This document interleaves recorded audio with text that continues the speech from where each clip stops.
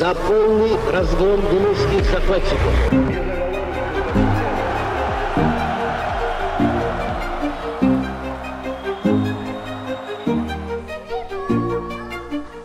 6 বছরের এক ছোট্ট বালক দুপুরের রোদে খেলছে।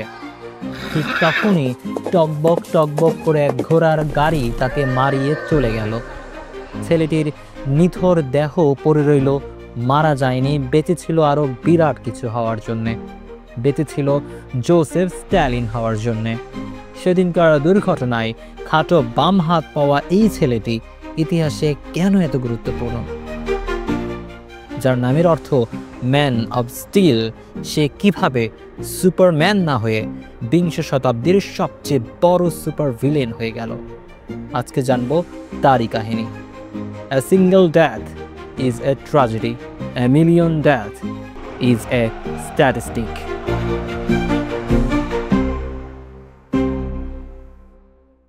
5ই মার্চ 1953 মস্কোতে এক প্রবল বাতাস বইছে।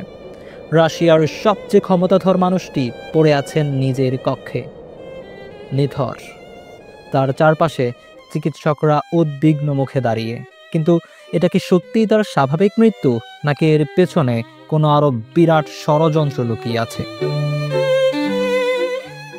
জর্জিয়ার একটি ছোট্ট শহর গোরি, এক দরিদ্র পরিবারে জন্ম নেয়া একটি ছেলে যার নাম ছিল ইউসিফ জোগাশভেলি। বাবা ছিলেন এক মাতাল মুচি, যে তাকে প্রায়ই মারধর করত, আর তার মা এক ধর্মভীরু নারী, চেয়েছিলেন ছেলেটি যাজক হবে। কিন্তু সে অন্য কিছু হতে চেয়েছিল, ঐশ্বরিক নয় বরং শয়তান সুলভ। ছেলেটি ক্রমেই হিংস্র হয়ে উঠল, সহপাঠীদের নির্যাতন করত, শিক্ষকদের উপহাস করত। একবার এক বন্ধুর মুখে ছুরি ধরে সে বলেছিল, তুমি যদি ভয় না পাও, তুমি কি তাহলে মানুষ? তরুণ বয়সে স্টালিন বিপ্লবীদের সাথে মিশতে শুরু করে, ব্যাংক ডাকাতি করে বলশেভিক পার্টির জন্য অর্থ সংগ্রহ করত। লেনিনের নজর পড়ে তার উপর। তখন লেনিন ছিলেন রাশিয়ার বিপ্লবী আন্দোলনের অন্যতম প্রধান নেতা এবং বলশেভিক পার্টির প্রতিষ্ঠাতা। আর ইয়োসিফ নামের এই ছোট্ট অপরাধী ছেলেটি ধীরে ধীরে হয়ে উঠল বলশেভিক পার্টির এক অন্যতম নেতা। সে শুধু দলের সাধারণ সদস্য ছিল না, বরং লেনিনের বিপ্লবী কার্যক্রমের জন্য অত্যন্ত কার্যকরী এক ব্যক্তি হয়ে উঠেছিলেন।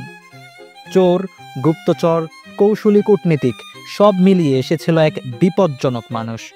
এরপর তার নাম পরিবর্তন হলো, ইউসিফ জোগাশভেলি হয়ে উঠল Joseph Stalin, the man of steel, ইস্পাতের মতো শক্ত। কিন্তু তার ক্ষমতার ক্ষুধা এখানেই শেষ হয়নি। লেনিনের মৃত্যুর পর সামনে ছিল এক বিশাল সুযোগ, এক শূন্য সিংহাসন। সোভিয়েত ইউনিয়নের নেতৃত্বের জন্য শুরু হলো ক্ষমতার লড়াই। স্ট্যালিন কি লেনিনের স্বাভাবিক উত্তরসূরি ছিলেন? মোটেও না। মৃত্যুর আগে লেনিন একটি চিঠিতে, যা লেনিনস টেস্টামেন্ট নামে পরিচিত, স্ট্যালিনকে খুব বেশি রূঢ় বলে উল্লেখ করেন এবং তাকে নেতৃত্ব থেকে সরানোর পরামর্শ দেন। কিন্তু স্ট্যালিন, তিনি ধূর্ত ছিলেন। তিনি ধাপে ধাপে প্রতিদ্বন্দ্বীদের সরিয়ে দিলেন। প্রথমে ট্রটস্কি, তারপর জিনোভিয়েভ, কামেনেভ এবং অবশেষে বুখারিন। যারাই তার সামনে দাঁড়িয়েছে তাদের একে একে নিশ্চিহ্ন করে দিয়েছেন। ট্রটস্কি, যাকে লেনিনের যোগ্য উত্তরসূরি ভাবা হতো, সে মেক্সিকোতে নির্বাসিত হয়েছিলেন, কিন্তু সেখানেও শান্তি পাননি। একদিন এক গুপ্ত ঘাতক তার মাথায় বরফ কাটার কোরাল বসিয়ে দিল এবং এই ছিল স্টালিনের প্রতিশোধ। 1936 থেকে 1938 এটি ছিল এক অভূতপূর্ব ভয়াবহ সময়। রেড আর্মি হলো সোভিয়েত ইউনিয়নের সামরিক বাহিনী, যা 1917 সালের রুশ বিপ্লবের পর প্রতিষ্ঠিত হয়। এটি বলশেভিক সরকারের অধীনে গঠিত হয়েছিল, যার নেতা ছিলেন ট্রটস্কি, যিনি বাহিনীর প্রধান কমান্ডার ছিলেন। স্ট্যালিন সিদ্ধান্ত নিলেন তার শত্রুদের শুধু পরাজিত করলেই হবে না, তাদের অস্তিত্বই মুছে দিতে হবে। রেড আর্মির শীর্ষ জেনারেলদের 90% হত্যা করা হলো। হাজার হাজার ইঞ্জিনিয়ার, শিক্ষক, কমিউনিস্ট পার্টির নেতাদের নির্বিচারে হত্যা করা হলো। এক রাতে আপনি ঘুমিয়ে পড়লেন, পরের দিন আপনার নাম কাগজে লিখে দেয়া হলো, আর কিছুক্ষণের মধ্যেই আপনি হয়ে গেলেন রাষ্ট্রদ্রোহী।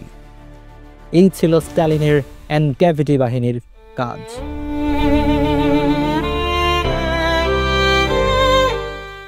1932 থেকে 33 সালে ইউক্রেনের মানুষ যখন ক্ষুধায় মরছিল, তখন স্ট্যালিন কেবল তাকিয়েছিলেন, নাকি ইচ্ছাকৃতভাবে এই দুর্ভিক্ষ ঘটিয়েছিলেন? ইতিহাসবিদরা একে বলে হলোজমর, একটি গণহত্যার রূপ। খাবার মজুত করা হচ্ছিল, অথচ লক্ষ লক্ষ মানুষ না খেয়ে মারা যাচ্ছিল।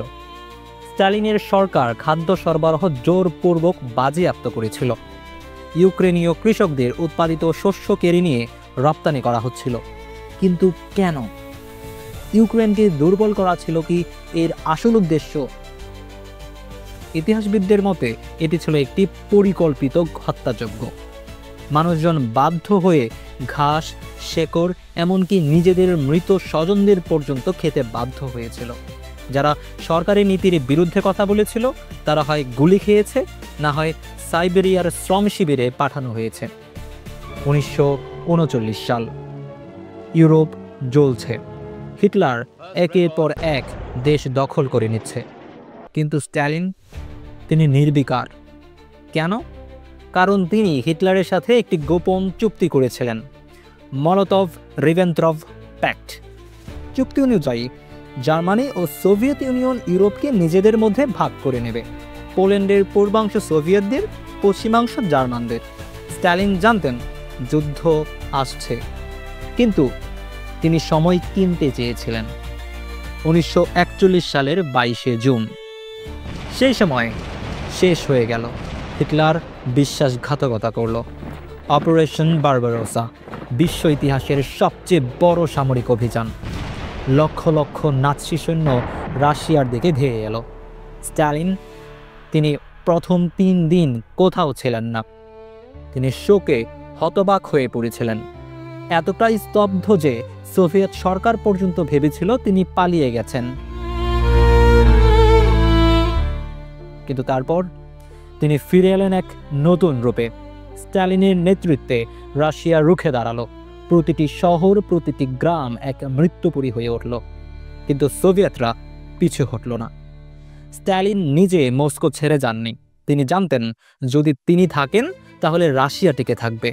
আর তখনই এলো যুদ্ধের মোড় ঘোরানো সেই মুহূর্ত, দ্য ব্যাটল অফ স্ট্যালিনগ্রাড। স্ট্যালিনগ্রাডের যুদ্ধ এটি শুধু একটি যুদ্ধ ছিল না, এটি ছিল এক মহাকাব্যিক প্রতিরোধ। তিনি কতটা অপ্রতিরোধ ছিলেন আর দৃঢ়চেতা ছিলেন তা কি জানেন? নাজিরা তাকে নতজানু করার জন্য তার ছেলে ইয়াকভকে বন্দী করে, কিন্তু স্ট্যালিন ছিলেন পাথর হৃদয়ের। তার কাছে তার আত্মগৌরব ছিল সবার আগে। এরপর 1943 সালে নাজিদের এক ক্যাম্পেই মারা যায় বিশ্বদাপানো এই নেতার ছেলে ইয়াকভ। 6 মাস ধরে চলা রক্তক্ষয়ী লড়াইয়ে নাৎসিরা ধ্বংস হয়ে গেল। সেখানে থেকেই পাল্টে গেল ইতিহাসের ধারা। 1945 সালে রেড আর্মি বার্লিনে প্রবেশ করল। হিটলার আত্মহত্যা করলেন। বিশ্বযুদ্ধের পরিসমাপ্তি ঘটল। আর স্ট্যালিন তিনি পরিণত হলেন এক বিজয়ের প্রতীকে। সোভিয়েত ইউনিয়ন পরাশক্তি হয়ে উঠল, আর তার শাসন অব্যাহত রইল আরও 8 বছর। 5 মার্চ 1953 স্ট্যালিন মারা যান, কিন্তু মৃত্যুর সময় ঘরের মধ্যে কেউ ছিল না। বিষক্রিয়া, স্ট্রোক, হত্যাকাণ্ড, এই প্রশ্নের উত্তর আজও পুরোপুরি মেলেনি। তিনি তার নিজের তৈরি করা ভয়ের শাসনের শিকার হয়েছিলেন। মৃত্যুর কয়েক ঘন্টা পরও কেউ তার ঘরে ঢোকার সাহস করেনি, কারণ তারা জানতো না তিনি সত্যিই মারা গেছেন নাকি এটি ছিল আরেকটি রাজনৈতিক চাল। কিছু রিপোর্ট বলে স্ট্যালিন মৃত্যুর আগে কয়েক ঘন্টা ছটফট করেছিলেন, কিন্তু তার রক্ষীরা আদেশ ছাড়া দরজা খুলতে পারেনি। আর আদেশ দেওয়ার মতো তখন কেউ ছিল না। এক সময়ের লৌহমানব স্ট্যালিন একাই পড়েছিলেন। ধীরে ধীরে মৃত্যু তাকে গ্রাস করেছিল। আজও রাশিয়ার একাংশ তাকে দেখে মহান নেতা হিসেবে, অন্যরা তাকে দেখে এক নির্মম গণহত্যাকারী হিসেবে। সত্যটা আসলে কি? তিনি কি একজন কৌশলী বীর, নাকি এক নৃশংস এক নায়ক, নাকি দুটোই একসঙ্গে?